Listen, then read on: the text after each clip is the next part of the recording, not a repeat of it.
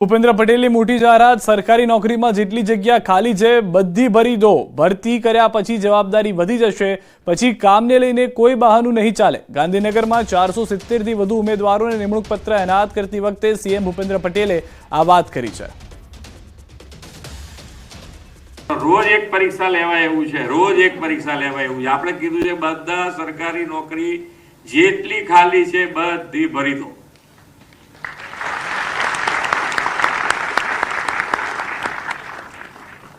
પછી આપણી જવાબદારી જે અત્યારે છે એના કરતા ડબલ થઈ જાય તમારી ને અમારી બધાની, કે બધાય નોકરી પછી કરતા હોય। પહેલા તો શું છે કે યાર માણસ ઓછા છે, સ્ટાફ ઓછો છે, તો અમારું વ્યાસજી ક્યાંક કહીએ દે કે યાર બે માણસ ઓછા હોય તો કેવી રીતે કામ થાય અમારાથી। પણ પછી કોઈથી કહેવાશે નહીં કે ભાઈ હવે તો સ્ટાફ પૂરતો છે, હવે કોઈ જગ્યાએ કામની ઉણપ ચાલશે નહીં। અને સમાચારમાં હવે વાત પોલીસનો દંડો, તંત્રનો હથોડો।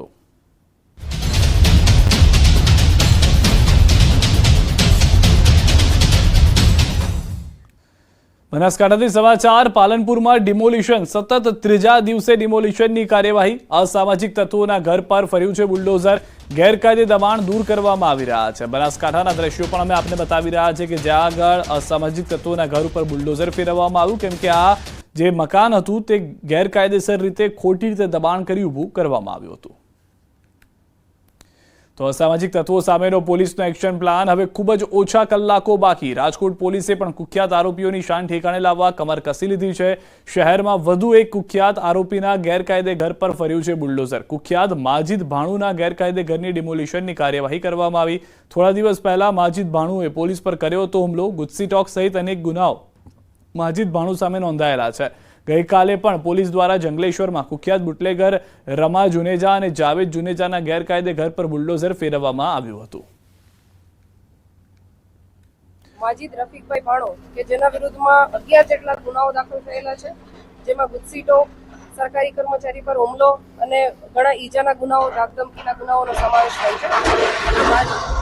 માજીદ રફીકભાઈ ભાણો છે સરકારી જગ્યા ઉપર દબાણ કરી અને આ જગ્યાએ રહી અને ગેરકાયદેસર પ્રવૃત્તિઓ ચલાવતો હતો, જેથી આરએમસી સાથે સંકલનમાં રહી અને આ જે દબાણ કરેલું હતું એને સરકારી જગ્યા પર એ દબાણ દૂર કરવાની કાર્યવાહી કરવામાં આવી છે। રાજકોટ શહેરમાં વધુ એક આરોપીના ઘર ઉપર જે છે એ બુલડોઝર ફરી વળ્યું છે। રાજકોટ શહેરના જે છે જે વિસ્તાર આવેલો છે ત્યાં અત્યારે જે માજીદ ભાણુ નામનો જે આરોપી છે, ગુજસી ટોકનો આરોપી છે, આ ઉપરાંત અનેક અન્ય ગુનાઓમાં પણ તેઓ સંડોવાયેલો છે। અત્યારે તેમના ઘર ઉપર જે છે એ ડિમોલિશન કરવામાં આવી રહ્યું છે। ખાસ કરીને જે રીતના વાત કરવામાં આવે તો રાજકોટ શહેરમાં ગઈકાલે પણ જંગલેશ્વર વિસ્તારમાં જે છે તે ડિમોલિશન કરવામાં આવ્યું હતું। અત્યારના પણ દ્રશ્યો જોઈ શકો છો કે જે આ મકાન છે, 2 ઓરડીઓ છે તે તોડી પાડવામાં આવી છે। અત્યારે રાજકોટ શહેરમાં જે છે અલગ અલગ જગ્યાએ જે છે આરોપીઓના લિસ્ટ પણ તૈયાર કરવામાં આવી રહ્યા છે અને આગામી દિવસોમાં પણ અનેક આરોપીઓના ઘર ધ્વસ્ત થશે। હાર્દિક જોશી, ન્યૂઝ 18 ગુજરાતી, રાજકોટ।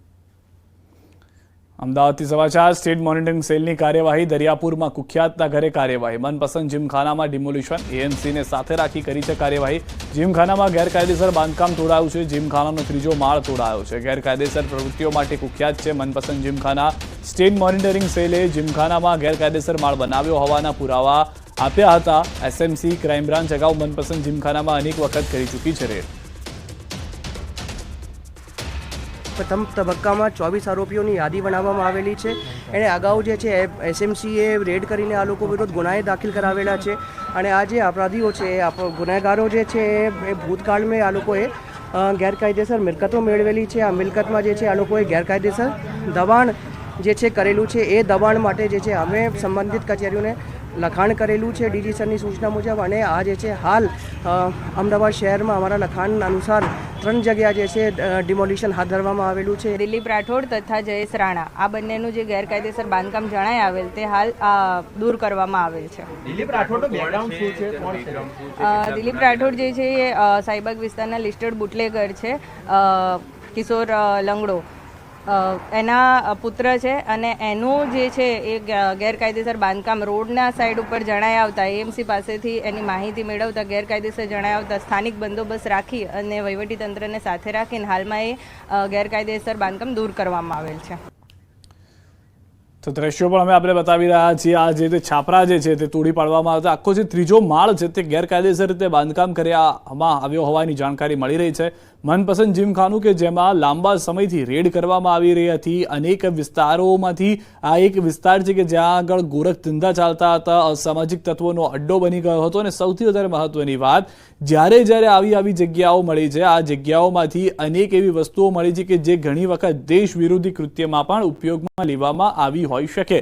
તો હાલમાં આ તમામ મુદ્દાઓને ધ્યાનમાં રાખવામાં આવ્યા છે. પોલીસ પ્રોટેક્શન સાથે એએમસીએ કાર્યવાહી કરી હતી અને આ અસામાજિક તત્વોના જે અડ્ડાઓ છે તેને નેસ્તો નાબૂદ કરવામાં આવી રહ્યા છે. દ્રશ્યોમાં પણ આપ જોઈ રહ્યા છો, છાપરા હતા તે ઉખાડી કાઢવામાં આવ્યા છે.